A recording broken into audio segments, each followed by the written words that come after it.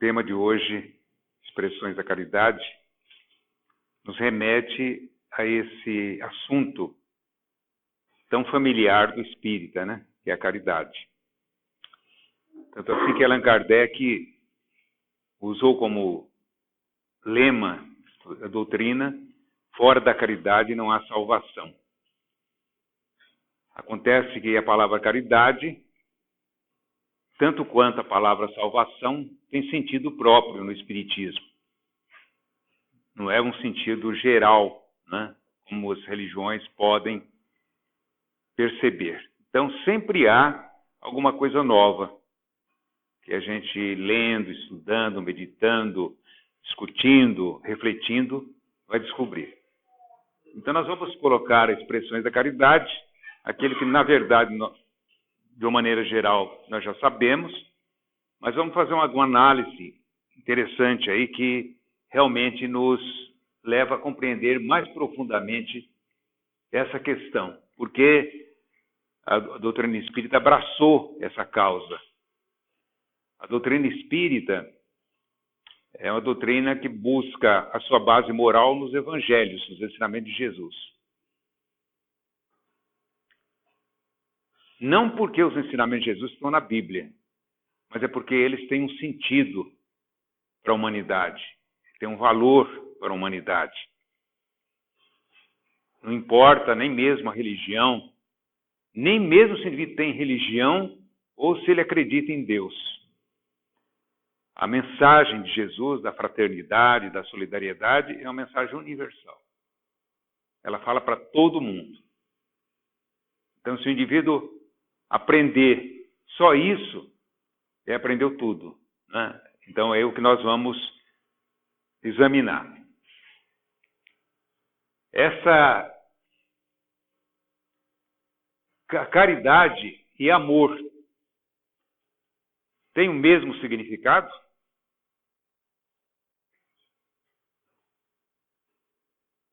A caridade tem amor, mas o mesmo.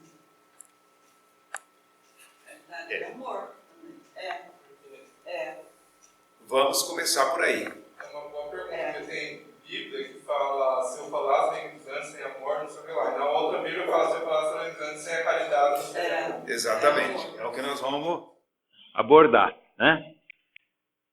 No Evangelho segundo o Espiritismo, Allan Kardec extraiu, na época, de uma tradução de um tradutor chamado Sacy. Não tem nada a ver com o Sacy nosso aqui. Sacy é um francês que fez a tradução, porque os evangelhos, a Bíblia, tem muitas traduções. Tem centenas de traduções, de tradutores. E, é claro, dependendo da tradução, é a tendência, né, do tradutor, o pensamento dele, tem uma influência na tradução. Então, quando Kardec busca essa tradução em Sacy, ele coloca aquela mensagem de Paulo, que está na primeira carta aos Coríntios, no capítulo 13, que todo mundo conhece também, que realmente parece que é a coisa mais completa, né, que se falou da caridade que a gente encontra no Evangelho. O Paulo conseguiu sintetizar esse conceito, o que Jesus ensinou, nisso aí. Tudo que Jesus ensinou praticamente está aí, no sentido da caridade. Então veja bem como que o conceito que Paulo dá de caridade é um conceito crítico. Não é alguma coisa assim que nós devemos aceitar sem discutir. Pelo contrário, nós vamos discutir, entender o sentido mais profundo que Paulo dá à caridade. O que ele diz? Vamos ver. Se eu falar a língua dos homens e dos anjos e não tiver a caridade, sou como um metal que soa, ou como o sino que tine. Se eu tiver o dom de profetizar, profeta, e conhecer todos os mistérios, e tiver a perfeita ciência de todas as coisas, se eu tiver ainda toda a fé possível, diz Paulo, até o ponto de transportar montanhas. Veja o peso disso. Se eu não tiver a caridade, nada serei. Veja que vigor ele dá ao sentido da caridade. Depois ele diz o seguinte, fala, mas que caridade é essa? Né? E se eu tiver distribuído meus bens para alimentar os pobres e deixado meu corpo para ser queimado, se todavia eu não tiver caridade, tudo isso de nada me aproveita. Quer dizer, o que é caridade, então? A caridade, ó, aí vem, é paciente, é benigna, não é invejosa, não obra temerária e precipitadamente. Quer dizer, não age de forma temerária e de forma precipitada. Ela não se envaidece, não é ambiciosa, não busca os próprios interesses, não se irrita, não suspeita mal, não se alegra com a injustiça, mas sim com a verdade. Veja como isso é profundo. Tudo suporta, tudo crê, tudo suporta, tudo crê, tudo espera e tudo sofre. A caridade nunca, jamais há de acabar, ou deixe de ter lugar as profecias, ou cesse as línguas, ou seja abolida a ciência. Agora, pois, permanecem as três virtudes, a fé, a esperança e a caridade, mas entre elas a maior é a caridade. Então, o que será que Paulo quis dizer com isso? Aí nós vamos ver isso que o Ronaldo colocou. Só que, se você pegar, essa é uma tradução, se você pegar a tradução do João Ferreira de Almeida, que é a tradução mais conhecida no Brasil, acho que é essa tradução aqui. Essa tradução também vai trazer isso, mas tem algumas traduções que no lugar de caridade coloca amor. É isso que quis dizer, né? Isso, coloca amor. Então, aí você teria que colocar aqui no lugar de caridade o amor, certo? Aí nós vamos ver por que isso acontece. A tendência das traduções católicas é usar o termo caridade. Nas traduções católicas é que nós, quer dizer, na verdade surgiu, a palavra caridade surgiu do catolicismo. Porque da palavra caritas, do latim, que quer dizer amor, estima, afeição. Por isso que a gente fala caridade, mesma coisa fala caro amigo, é mesmo sentido, né? É nesse sentido. Então, estimado, né, amado, é a mesma coisa. Depois,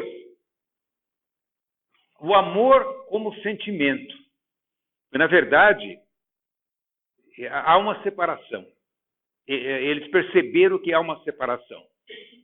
Então, eles colocaram o amor como sentimento e a caridade como prática. A prática desse sentimento. Isso é o que parece que foi entendido na tradução da Vulgata Latina. O que é a Vulgata Latina? A Vulgata Latina foi a primeira tradução da Bíblia em latim. Porque a Bíblia estava inicialmente em grego. Mas como a igreja tinha a língua oficial latim, ela foi nomeado lá um grupo de estudiosos das Escrituras Sagradas e fizeram essa tradução que foi publicada em 1456, o primeiro livro que foi feito na imprensa, quando Gutenberg inventou a imprensa. O primeiro livro que ele fez foi a Bíblia. Porque antes não tinha livro. O que é Vulgata? A Vulgata Latina. O que é Vulgata? A Vulgata quer dizer para todos, para todo o povo. Quer dizer, é uma tradução para todos, né? Esse tipo de livro só passou a existir a partir dessa idade, 1456. Não havia esse tipo de livro. Os escritos eram em papiro ou em pergaminho, antes disso. Para tirar xerox era na mão, né? Esse tipo de livro passou a existir a partir de Gutenberg, que é ele que inventou na verdade diz que ele aperfeiçoou, né? Mas vamos dizer que ele tenha inventado. Ele inventou uma máquina que imprimia no papel. E a grande conquista dele foi o seguinte, que nessa impressão ele podia fazer mil impressos iguais. Então saía 1000 livros iguais. Antes disso, não. Se você quisesse ter um texto, você mesmo tinha que copiar ou mandar copiar. E quando a pessoa copiava, ela já alterava. Ela já alterava de maneira que nós não temos, por exemplo, nós não temos os originais dos evangelhos. Ninguém tem isso. Porque um copiou do outro. Você tem uma porção de cópias. E as cópias também são diferentes. Porque quem copiava, às vezes suprimia, às vezes aumentava, às vezes um comentário do lado, adicionava. Então sempre tem essas variantes dos textos. E os textos oficiais, por exemplo, a Igreja Católica tem o texto oficial dela. Quer dizer, esse é o texto oficial. Mas por quê? Porque depois, baseado na Vulgata Latina, porque aí reuniu uma porção de textos e tirou aquele que achou que era o mais adequado. Pode falar. A senhora me desculpa um pouco o atrevimento. É muito atrevimento fazer essa observação que eu vou fazer para o senhor. Mas é que em 1456, a Vulgata Latina chegou ao conhecimento da população por causa da imprensa. Isso. Né? Porque cada um poderia fazer uma interpretação então. Mas desde o século IV, São Jerônimo já tinha feito essa tradução da Vulgata Latina. Sim. Então, só tinha conhecimento do clero da igreja. Justamente. Desde o século bem antes. Acontece que o primeiro livro impresso foi justamente a Vulgata Latina. Antes de 1456, nós não tínhamos livro. Nós tínhamos aquilo feito em pergaminho, em papiro, né? Não tinha esse tipo de... Né? O que aconteceu? A grande vitória foi essa, porque hoje você vai à livraria comprar um livro, qualquer livraria que você for, o mesmo livro, ele não tem... São idênticos, né?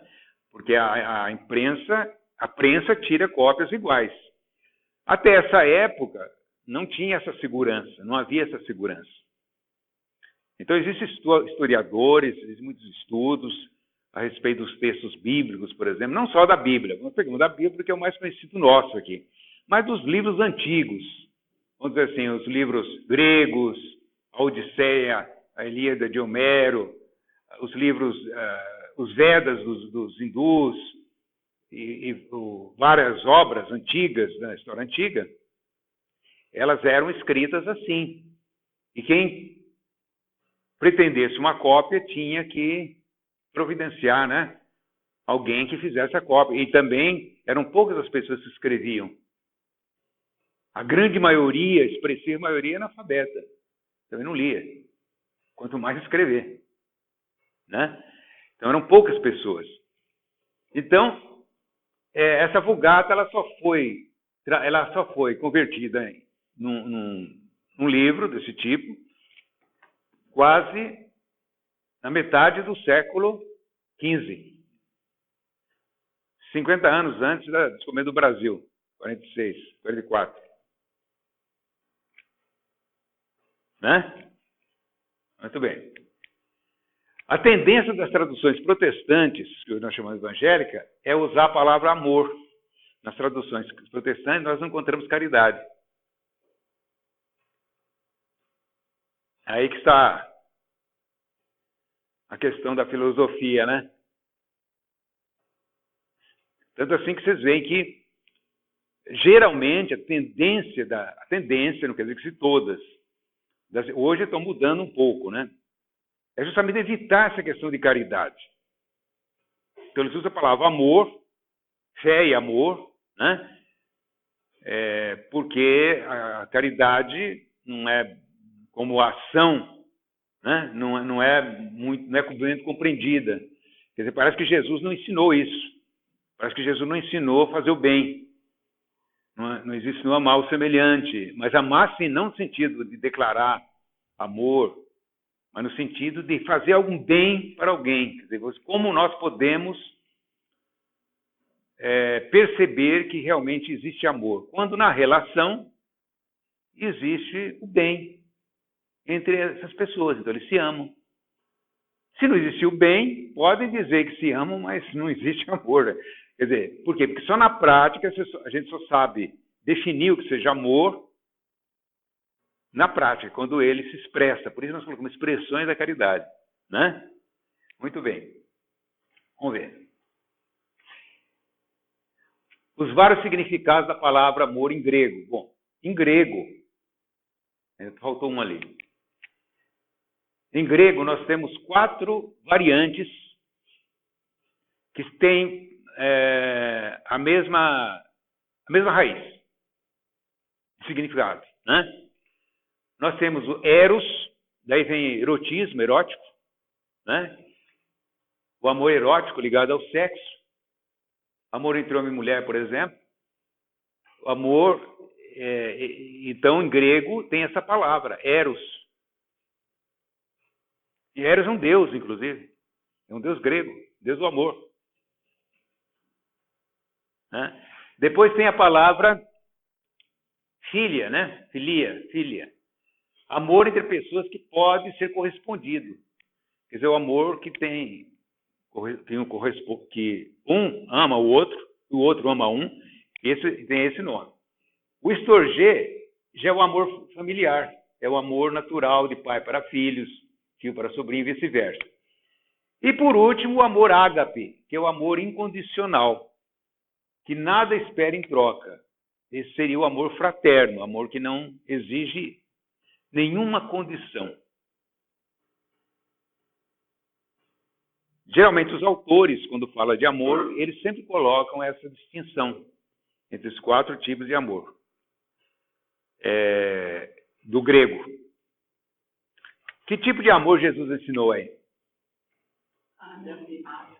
Ágape, né? Que seria o amor incondicional.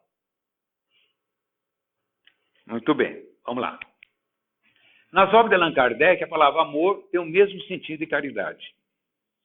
Quer dizer, quando a gente lê na doutrina espírita a palavra amor, a gente entende o amor como prática do bem. Incondicional. Sem condição. É aquela mesma história do bom samaritano. O samaritano não era um religioso como judeu, era inimigo dos judeus. Eles não se davam, eles eram criticados, porque o samaritano era tido como um herege. E, no entanto, naquela situação que Jesus conta, quando ele conta a parábola, quem pratica a caridade, quer dizer, o verdadeiro amor, é justamente esse indivíduo. E não o sacerdote e o levita que pertencia ao povo judeu.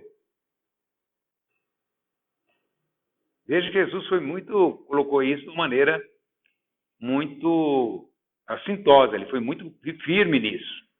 Quer dizer, ele fez uma crítica ao seu próprio povo, porque Jesus era judeu, Jesus não era samaritano. Ele era judeu. Quando ele foi dar um exemplo de amor, ele não colocou o judeu, ele colocou o samaritano, que era inimigo do judeu. Veja como que ele foi muito firme nessa colocação. Porque ele queria mostrar que o amor não tem condição, não tem fronteira. Ele, na verdade, pode partir de qualquer um. Não é esse dessa religião ou daquela religião, se ele acredita ou não acredita. O que importa é o sentimento que ele coloca naquilo que ele faz em relação ao próximo. Então Jesus foi muito claro. Ele sendo judeu, ele elogiou o inimigo. E não é só isso, não. Se você pegar o Evangelho, em várias situações, Jesus coloca sempre o samaritano como exemplo. Por quê? Talvez porque o samaritano fosse o mais criticado. Fosse aquele que já existe um preconceito, né, contra o samaritano. Então Jesus, ele combateu todo tipo de preconceito. Ele não admitia o preconceito. E ele, através dessas imagens fortes, né, ele acabava realmente causando um impacto emocional nos seus ouvintes. Seria mais ou menos eu chegar aqui e dar um exemplo de uma bondade. Não vou colocar o espírito em primeiro lugar, posso colocar um católico, um evangélico, um ateu, que faz uma coisa que o espírita não faz. Porque isso não tem cor religiosa, não pode estar restrito a um rótulo, né? E nós ainda, na sociedade atual, ainda é uma sociedade cheia de rótulos.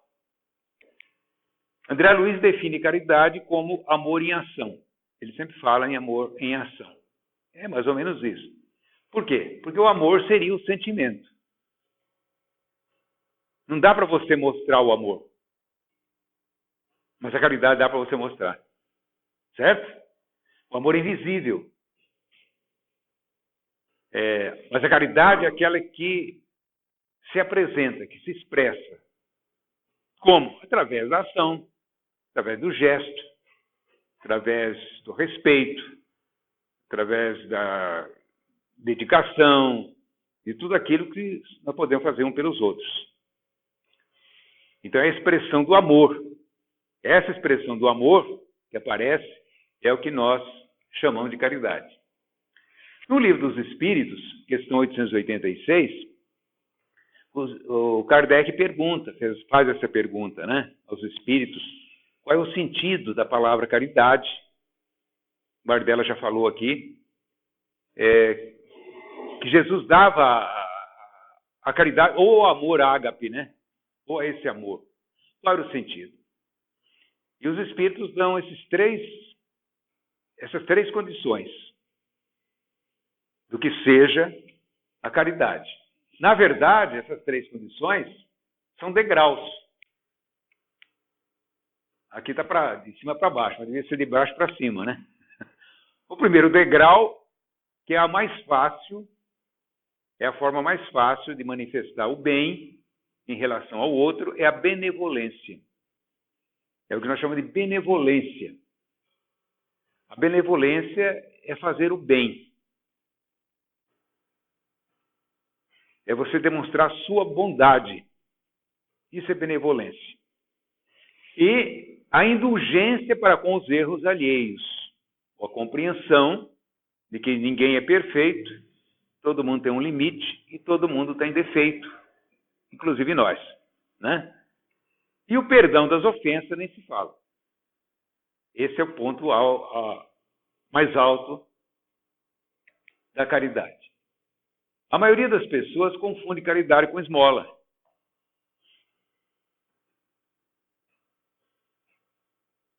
Porque isso, a própria igreja contribuiu para isso. Talvez a falta de compreensão dos padres, sei lá, de estudar mais. A teologia católica não fala isso, né?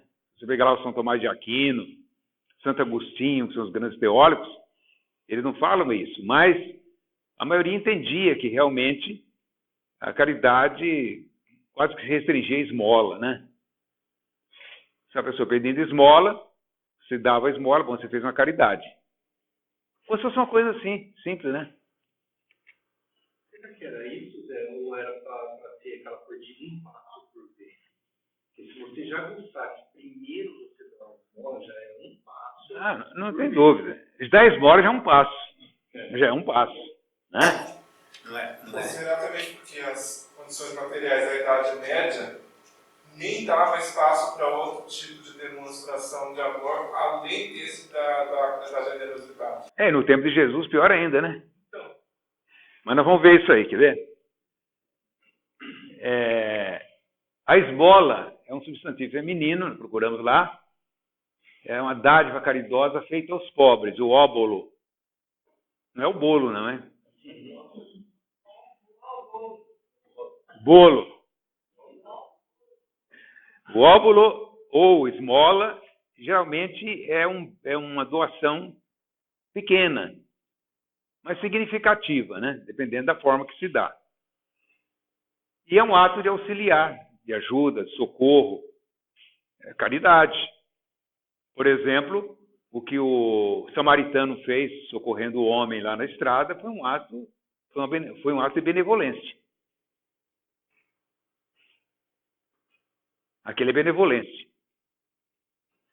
É o mínimo que se pode, é o mínimo da caridade, isso é o mínimo, é o piso. Esse ato de benevolência. É como a gente, vamos supor, você anda na rua, outra pessoa se machuca, cai, se machuca, o que você vai fazer? Vai providenciar o socorro dessa pessoa.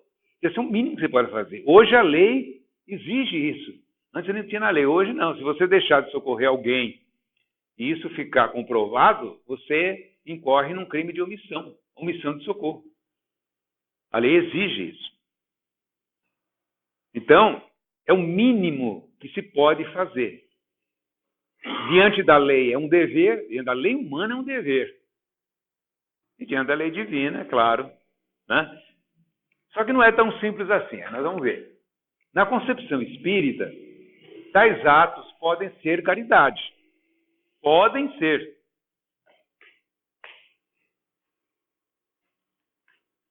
Mas estão longe de ser o amor a que Jesus se referiu. Vamos ver por quê. A benevolência, fazer o bem, beneficiar, disposição de servir ao próximo, é a benevolência. Há pessoas que têm uma imensa disposição para isso. Parece que já desenvolveu, tem pessoas que já desenvolveu isso, que ela está sempre pronta para esse tipo de atenção, de atendimento. Já desenvolveu nela, isso já faz parte dela, isso é natural. Ela nem precisa se esforçar muito. Né? Outras têm dificuldade, até quer ajudar, mas tem dificuldade. Por quê? Porque ainda não desenvolveu essa capacidade de ser benevolente. Então, isso depende da evolução espiritual de cada um. Né? Pode ser qualquer bem, pode ser um bem material, como dinheiro, espécie, um socorro, né? Pode ser um bem moral, um conforto, um apoio, um aconselhamento, uma orientação, benevolência. Então, não é só o bem material, não é só a esmola. Às vezes, um apoio, uma presença, incentivo, conforto na hora difícil. Porque é um ato de solidariedade, de fraternidade. Então, aí ainda é benevolência. Nós não saímos ainda do campo da benevolência, quer dizer, do primeiro degrau da caridade. Que seria, na verdade, um dever moral. Se a gente tirar isso do campo religioso para levar para o campo da ética, da moral, quer dizer, é um dever moral, é um dever ético do indivíduo fazer uma coisa dessa. Né? Ele não está fazendo mais do que a sua obrigação. Só que, aí nós vamos ver, Jesus ainda falava uma coisa mais profunda. Ele falava uma coisa mais profunda. Não basta você ir socorrer o indivíduo. Não basta você dar alguma coisa para o indivíduo. É preciso saber como você se sente quando está fazendo isso. Como isso está te tocando. O que se passa no seu íntimo. Porque, é claro, se você fizer um bem, claro, você dá uma moeda para o indivíduo lá, está pedindo, ele sai todo contente. Porque ele foi beneficiado. E você, como fica? Com raiva dele? já não é a caridade. Porque não basta você fazer. Você sabe com que espírito você está fazendo isso. Né?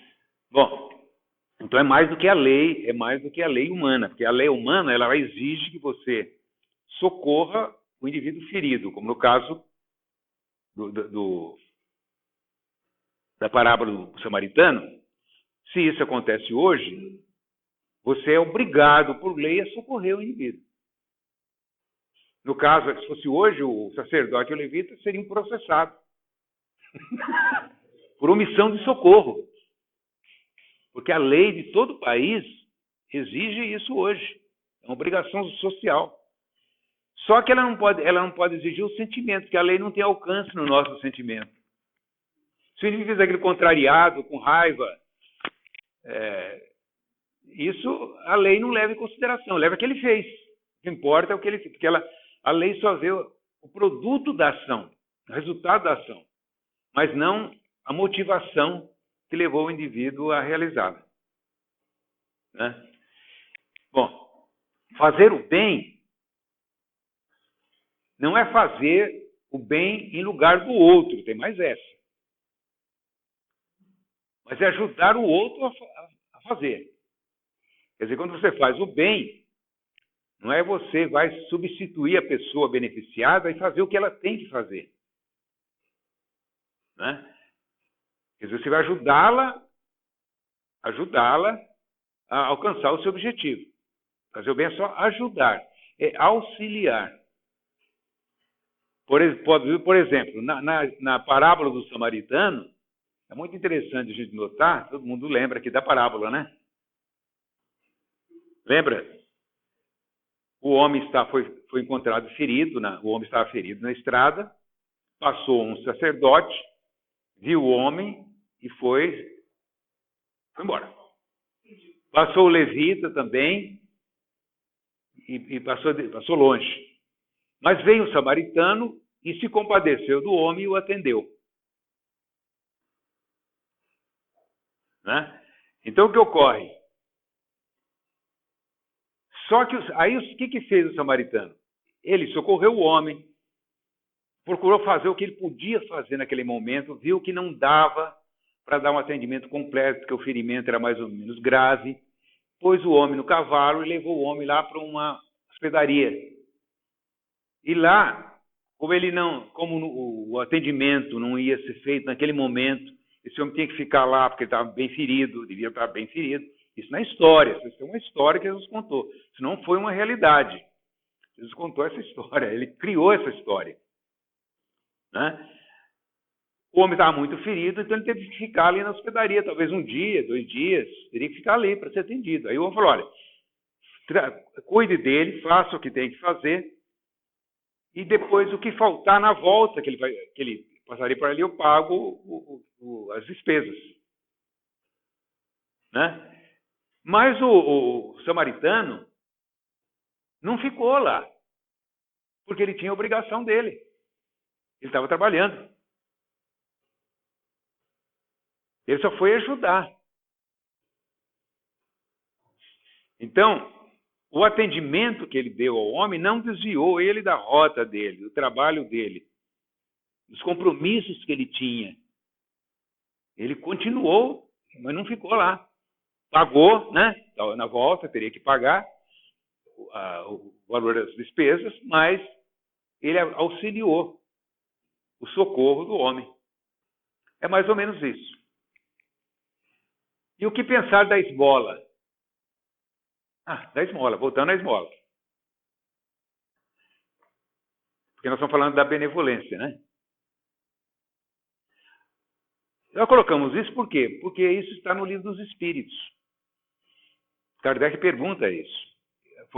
160 anos atrás, a França passava por um período muito difícil, em termos políticos, econômicos, sociais.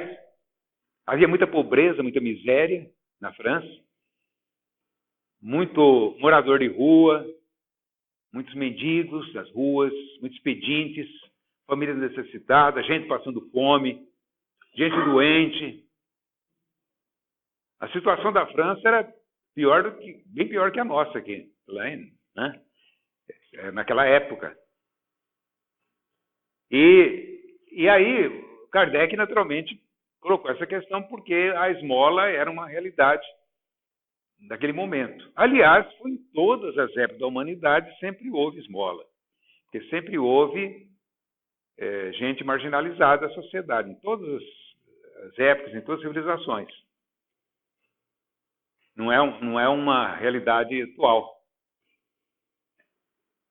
Talvez seja o problema social mais antigo que existe. É um indivíduo marginalizado. Marginalizado da família e da sociedade. Bom, aí o que diz a resposta? A resposta aqui ela é dada por um espírito chamado da igreja, um grande vulto da igreja. Um dos homens considerado assim, um dos mais... Era um santo, né? Claro. A igreja canonizou. Mas ele é considerado a bondade imensa. Quem era? São Francisco de Assis. Não, quase. Está chegando. São Vicente de Paulo. Né? Ele é considerado realmente um dos espíritos mais iluminados que já recebemos.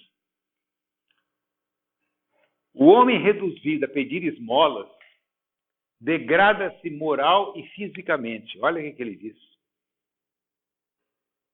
160 anos atrás. Não é hoje, não. Hoje isso aqui não tem discussão, né? Mas naquele tempo, quem que acreditava nisso? Isso que ele está falando ninguém acreditava. Ele se embrutece. Não é o que a gente vê?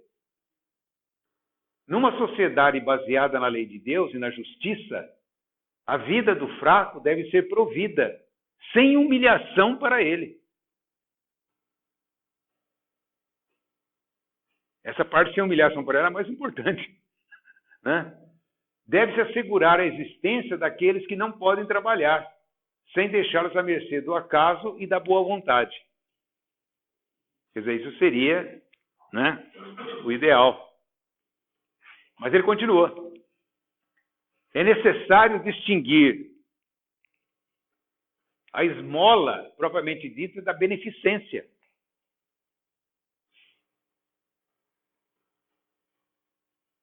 O mais necessitado nem sempre é o que pede. Outra realidade, né? Nem sempre é o que pede. O temor da humilhação retém o verdadeiro pobre, que muitas vezes sofre sem reclamar. O verdadeiro pobre. Veja bem, o verdadeiro pobre sofre sem reclamar.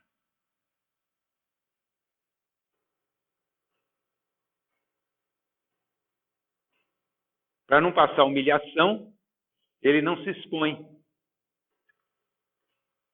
E tem até hoje pessoas nessas condições, famílias nessas condições. O temor da humilhação retém o verdadeiro pobre, pois ele sofre sem reclamar. É a esse que o homem, verdadeiramente humano, sabe assistir sem ostentação. Amem-se uns aos outros. Eis toda a lei, lei divina pela qual Deus governa os mundos. O amor é a lei de atração para os seres vivos e organizados. E a atração é a lei de amor para a matéria inorgânica. Até para a matéria, né? Matéria inorgânica é os minerais. Ele quis dizer que existe amor até nos minerais. O que ele está falando aqui é uma coisa que hoje a gente está discutindo num outro nível da física quântica.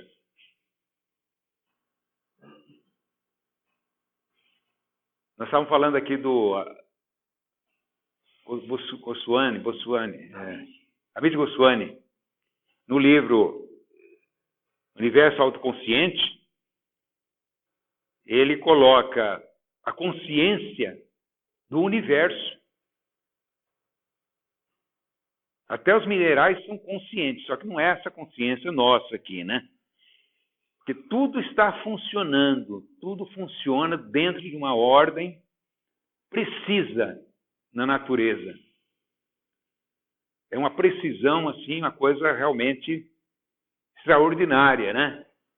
A natureza. Ela funciona dentro dessa ordem em toda situação.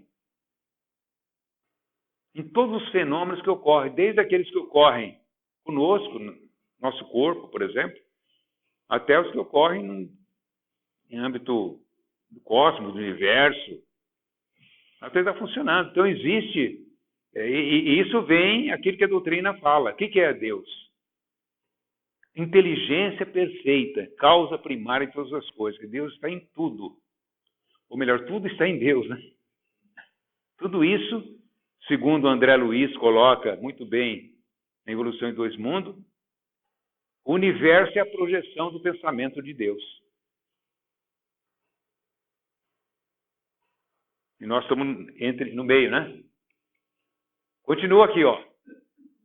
Não esqueçam jamais que o espírito, qualquer que seja seu grau de adiantamento, sua situação como reencarnado ou na erraticidade, ou no plano espiritual, está sempre colocado entre um superior que o guia e aperfeiçoa e um inferior perante o qual tem deveres iguais a cumprir.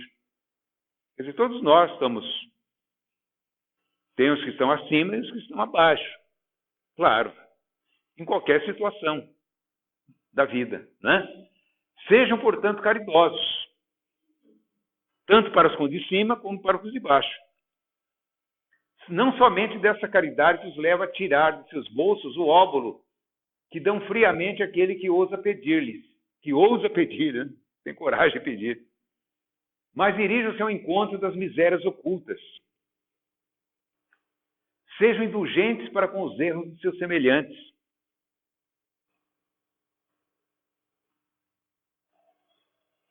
Em lugar de menosprezar a ignorância e o vício, instrua-os e moralize-os. Veja a extensão da caridade. Sejam afáveis e benevolentes para com todos os que lhes são inferiores. Na escala social, claro, né? Inferior na escala social, porque não tem jeito de... Na escala social, a sociedade estabelece essa gradação, né? Sejam mesmo com os mais ínfimos seres da criação. Os animais. Os vegetais. E terão obedecido à lei de Deus.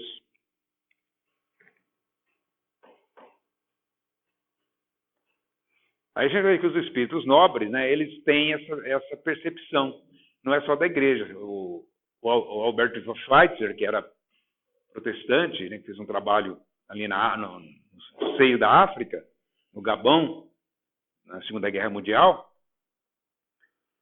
ele era alemão, descendência alemã, e entrou na selva aos 30 anos, porque ele entendeu, lendo os evangelhos, ele era protestante, ele era luterano, da igreja luterana. Ele entendeu que Jesus pediu que fizéssemos o bem ao próximo. Essa era a mensagem do evangelho. Então, quando ele fez 30 anos, a idade de Jesus, ele saiu de casa e foi lá para a África ajudar aquele povo. Nunca mais ele voltou. Morreu com uns 90 anos, acho que 90 anos, se não me engano. Viu todo esse tempo no meio da África, no meio daquela situação, calcula a África naquela época. Foi preso durante a Segunda Guerra Mundial, porque ele vivia numa região que na época era dominada pela Alemanha. E com a guerra, né, ele era tido como alemão. E ele foi preso no meio da história toda, mas não desistiu. Conseguiu sair da prisão e voltou lá.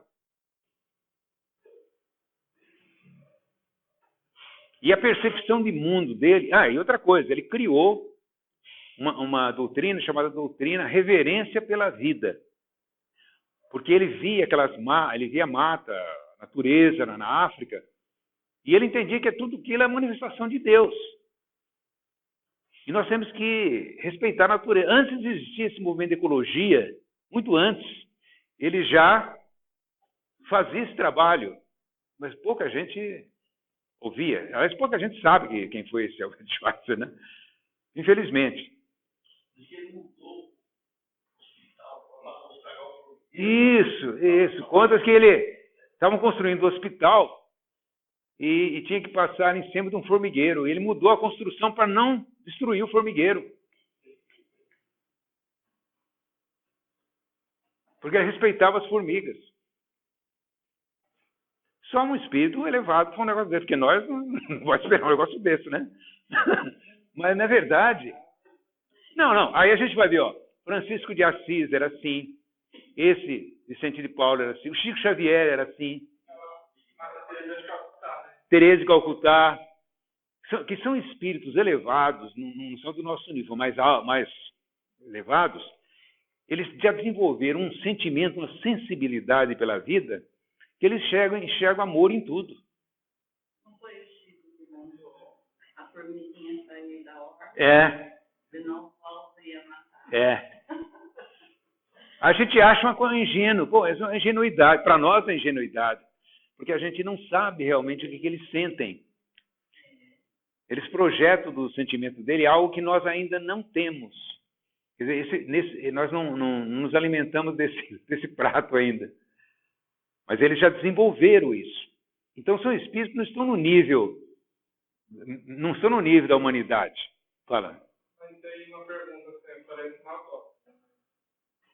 Infelizmente é já assim. O mundo só desses espíritos elevados, acompanhando que existir. Não teria havido, então, a evolução social, nem acesso à biotecnologia, tanta coisa assim que a humanidade conseguiu chegar, porque, na verdade é o seguinte, a evolução se dá de acordo com as nossas condições. Nós escolhemos os caminhos. A humanidade caminhou, veio por um caminho e está caminhando até hoje. Ela segue até hoje uma trilha materialista. O que prevalece, embora existam as religiões, embora se fale em Deus, tal, mas no fundo o que vale mesmo, não é isso?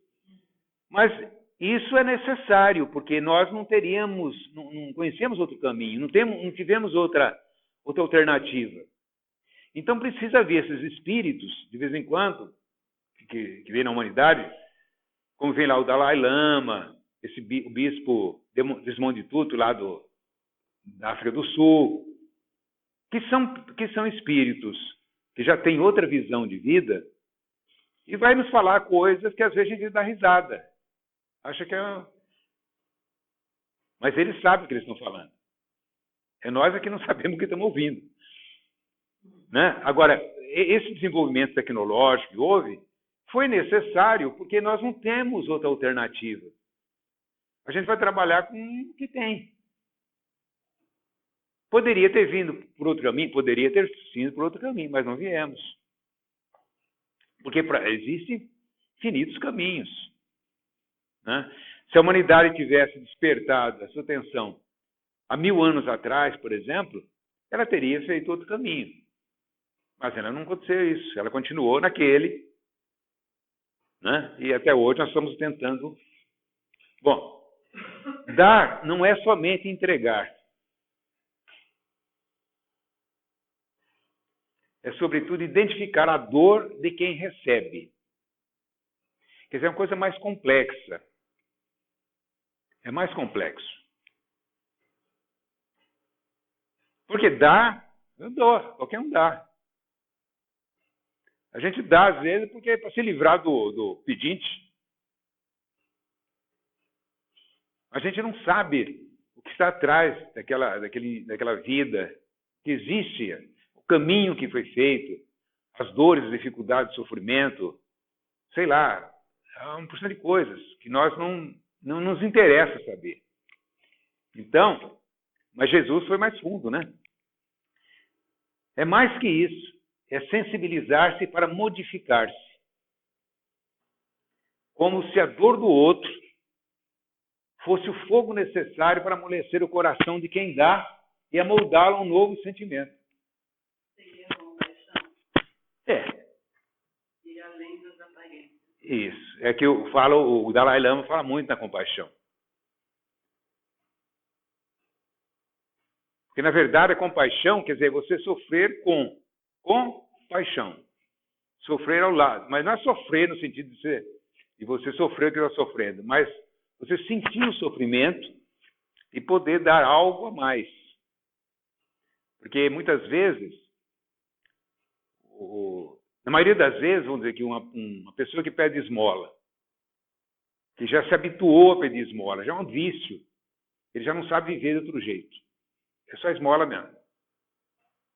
Ele está preparado para tudo. Ele está preparado para levar coice de todo mundo, não tá? E porque isso é o dia a dia dele. Está acostumado. Ele já sabe que ele vai ser mal recebido, que as pessoas vão olhar torto, já sabe disso. Isso não fere mais, não atinge mais. Já calejou. Mas se uma pessoa tratar diferente, ele fica já desconfiado. Não é isso? Se a pessoa chega lá e dá um tratamento diferente, ele fica desconfiado, porque não é o que acontece. Ele está calejado de receber tanta paulada, tanta pedrada, né? É o que a gente via com as crianças na escola. Eles não, eu costumava pensar assim, eles não sabem alguns, né? Receber um carinho, porque a vida deles é totalmente diferente da nossa. E quando você trata com carinho, ficam desconfiados. Não acreditam. Acho que você tem segunda intenção. Não é assim? Acho que você está com outra intenção. Por quê? Porque não é o que eles veem. Ou outra pessoa que está assistindo acha. Hã? Ou outra pessoa que está assistindo. Ah, sim. Entendeu? É uma coisa... Mas é uma coisa mais profunda, né? A indulgência e o perdão. Então, nós falamos da benevolência. Agora, indulgência e perdão, que é o lado moral, da caridade. Moral porque aqui, na verdade, se trata da compreensão. Indulgência e perdão é compreensão. Né? Esse aqui é mais complicado do que a benevolência. Porque a benevolência dá para todo mundo fazer. Agora, indulgência e perdão já é um pouco mais complicado. A indulgência é ver sem julgar. Veja bem. Você viu e você evita fazer um julgamento. É enxergar o erro sem condenar. Difícil, né? É conhecer as fraquezas alheias sem divulgá-las. Sem sair falando para todo mundo. É assistir em silêncio.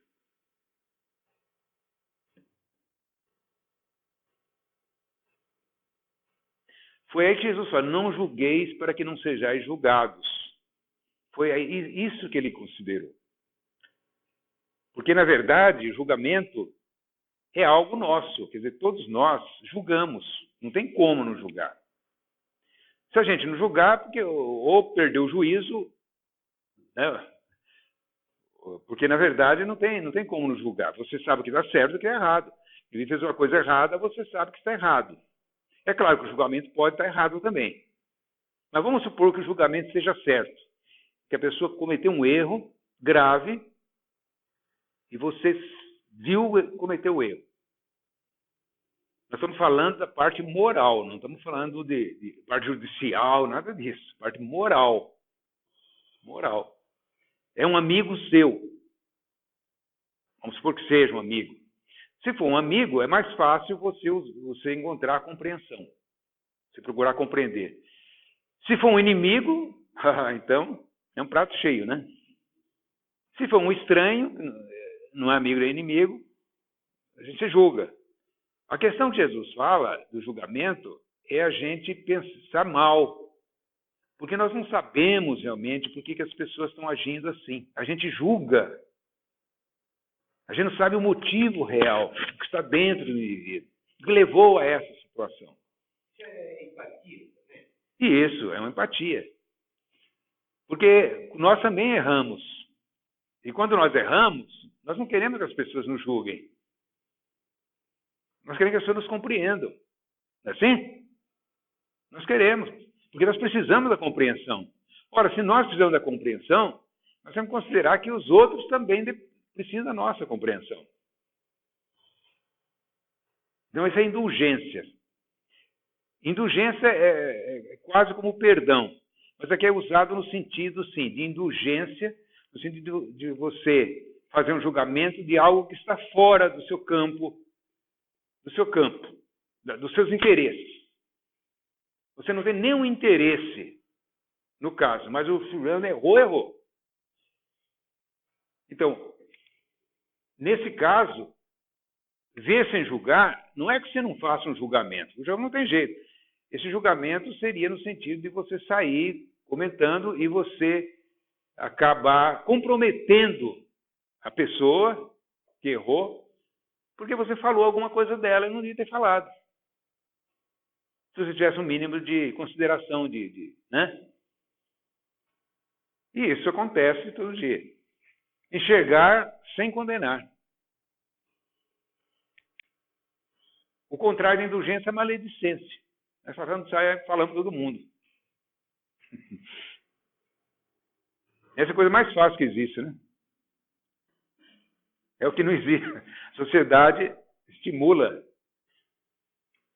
As fofocas, por exemplo, né? Muitas vezes parece uma coisa inocente, mas no fundo elas podem comprometer, trazer prejuízo moral para a pessoa. Então, o respeito que a gente deve aos outros é o mesmo respeito que nós queremos receber dos outros. Não importa que seja a pessoa. É um ser humano como nós também, né? O perdão é a renúncia do orgulho e do egoísmo. E o perdão é o ponto mais alto. É compreender o agressor sem alimentar ódio ou ideia de vingança. É o auge da caridade. É a expressão mais elevada do amor é o perdão. Esse é difícil. Esse é difícil. Hã? Para mim é impossível. Mas é possível. É claro que o perdão não é uma coisa mágica. O perdão é uma construção da alma.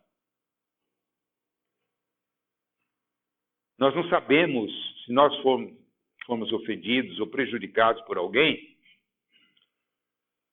nós não sabemos e nós queremos perdoar, nós queremos perdoar. Mas não é o fato de querer perdoar que você consegue perdoar assim. É uma construção. Às vezes exige tempo. Às vezes você leva a vida inteira para você entender realmente o que aconteceu. Porque quando você chega lá na frente da sua vida, você vai ver com outros olhos.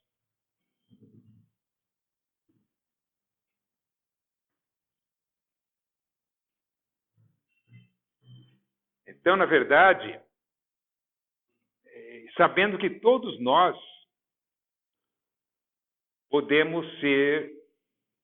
precisamos do perdão. Porque todos erramos, todos podemos prejudicar uns aos outros. E nós precisamos do perdão. É uma coisa não é só para os outros, não. O perdão que nós precisamos pedir também. Quando nós errarmos e percebemos que erramos, que nós prejudicamos alguém, então nós temos que pedir o perdão. Isso é muito comum quando a pessoa está no leito de morte, né? Não sei se alguém aqui já assistiu coisa desse tipo. Muito interessante para a gente estar de fora, né? Você vê um quadro assim, a pessoa quer pedir perdão para alguém. Já para morrer. Aquilo está angustiando.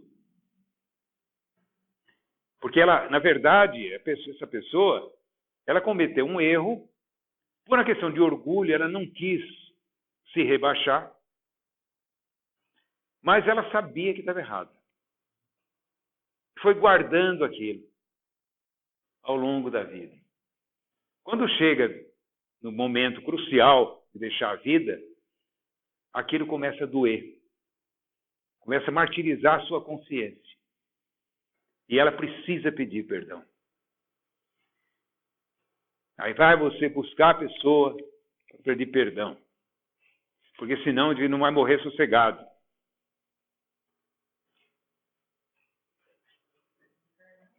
A gente vê como é importante o sentimento, né? Como o sentimento é coisa importante. Aí nós falamos, também já falamos algumas vezes aqui, de uma pesquisa feita por uma enfermeira lá na Austrália. Ela lançou um livro, inclusive, sobre isso. Ela trabalhou muitos anos com doentes terminais. Doentes que estavam para morrer. Hoje, por exemplo, pouca gente, na verdade, morre de câncer. Hoje o câncer já tem um tratamento. Mas naquela época, o câncer era fatal.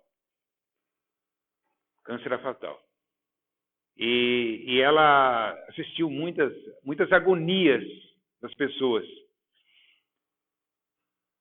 E ela fez uma pesquisa para a pessoa dizer de que ela se arrependia. Aquelas pessoas doentes que estavam lá. E a maioria se arrependia justamente de ter prejudicado alguém, de não ter pedido perdão. Mas aí, se a maioria das pessoas ainda conseguem se recuperar da doença, ele vai lá e faz de novo. Bom, Mas é para isso que serve a doença. A doença serve para isso. Porque nós, diante da dor, diante que nós vemos que nós não somos praticamente nada diante da vida, aí nós vamos ver que foi tudo bobagem.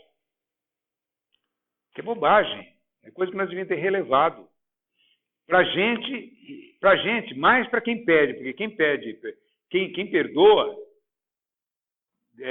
a pessoa que consegue, quando ela consegue perdoar, ela se livra de uma carga mais do que aquele que prejudicou. Às vezes o que prejudicou não está preocupado, não. Quem está preocupado, aquele que pede perdão, que precisa do perdão, ele sofre mais do que aquele que vai perdoar. Porque o que perdoa apenas vai se livrar de uma carga de aflição. Enquanto que aquele outro, às vezes, que nem vai pedir o perdão, não está aí sem sabendo o que está acontecendo. Ficou com quem praticou. Quer dizer, quem pratica, por quê? Porque quem pratica fere a própria consciência. E não consegue se perdoar.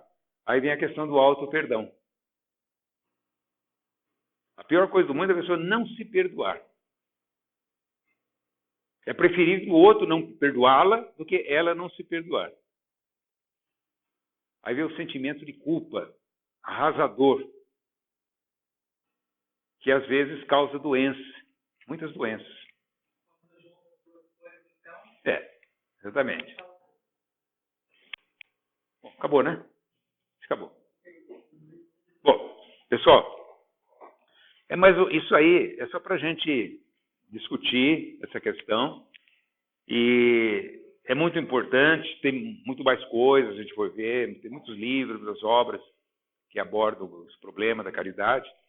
Mas para mostrar que na doutrina espírita a caridade é um sentido muito amplo. A caridade é o nosso dia a dia. Nós temos, cada dia, muitas oportunidades de fazer a caridade.